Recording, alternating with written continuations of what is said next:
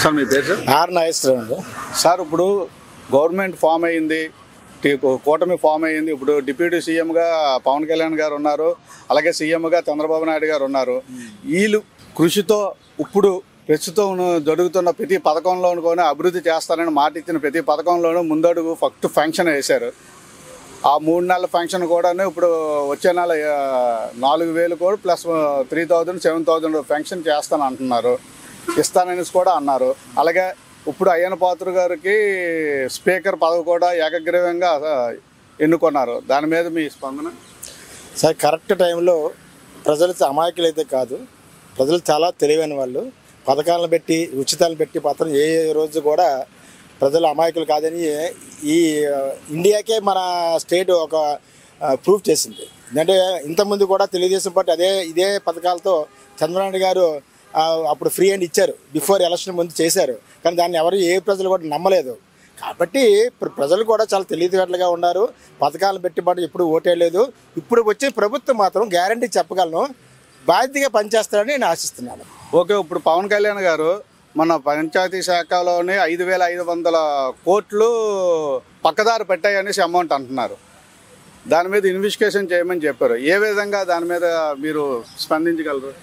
సరే, ఏదైనా సరే వీళ్ళు ఒక పద్ధతి ప్రకారంగా తప్పు ఎవరైనా సరే తప్పు చేసినప్పుడు దాని ప్రకారంగా యాక్షన్ తీసుకుంటారు. యాజ్ పర్ ప్రొసీజర్ ప్రకారంగా బాధ్యతగా తప్పు చేసినప్పుడు ఎప్పటికైనా సరే పనిష్మెంట్ అవ్వాల్సిందే, పనిష్ చేస్తారు. ఇప్పుడు మనకు ప్రత్యేక హోదా, ప్రత్యేక రాష్ట్రం మన అమరావతినే చెప్తున్నారు. దాన్ని ఈ ప్రభుత్వము కంప్లీట్ చేయగలదా ఈ 5 సంవత్సరాల్లో? 5 సంవత్సరాలు చేయడం కంప్లీషన్ కాదు, కృషితో కంపల్సరీగా పూర్తి చేయడానికి కృషి చేస్తుంది. అది అమ్మడం గ్యారంటీ. అలాగే పోలవరం తప్పకుండా జరుగుతుంది. ఎందుకంటే చంద్రబాబు గారు స్టార్ట్ చేసిన ప్రాజెక్ట్ అది. చంద్రబాబు గారు ఎలాగైనా సరే వీక్లీ మీటింగ్ పెడతారు. ఆయన ప్రీవియస్ గవర్నమెంట్లో కూడా ప్రతి వారం వాటర్ డే అని పెట్టి పోలవరం డే పేరు పెట్టి ప్రతి సోమవారం మంగళవారం పూట ఆయన మీటింగ్ పెట్టి వీడియో కాన్ఫరెన్స్ చేసేవారు. కంపల్సరీగా ప్రోగ్రెస్ పెరుగుతుంది కానీ తగ్గడం జరగదు. ఆయన టైంలో అవుతుందని నేను చెప్పను, ఎందుకంటే అది చిన్న ప్రాజెక్ట్ కాదు. ఆయన టైంలో 5 years అయిపోవడానికి. కానీ అది స్టార్ట్ చేస్తాడు. ఎందుకంటే లెఫ్ట్ కెనాల్లోనే బోలేదు పెండింగ్ వర్క్స్ ఉన్నాయి, పోలవరంలో బోలేదు పెండింగ్ వర్క్ ఉంది. కానీ కంప్లీట్ చేస్తాడు, కృషి చేస్తాడు, అది మాత్రం గ్యారంటీ. అలాగే ఇప్పుడు మనకి ఫ్రీ బస్సులు అనేసి అప్పుడు పథకాలను చెప్పారు, ఇంకా స్టార్ట్ అవ్వలేదు. ఎప్పుడు ఊహాగానాలుగా మనకు స్టార్ట్ అవ్వే అవకాశాలు ఉన్నాయి. సరే, ఏ గవర్నమెంట్ అయినా ఫైనాన్స్ ఏదైనా సరే ఒక స్టేజ్ చూసుకొని దాని తాలూకా రివ్యూ చేసుకొని దాని పక్కన ఇంప్లిమెంట్ చేస్తారు. ఇమీడియట్గా ఎప్పుడు కూడా ఆశించడం అనేది మన ప్రజలు తప్పండి. ఇమీడియట్గా ఎప్పుడు ఆశించకూడదు.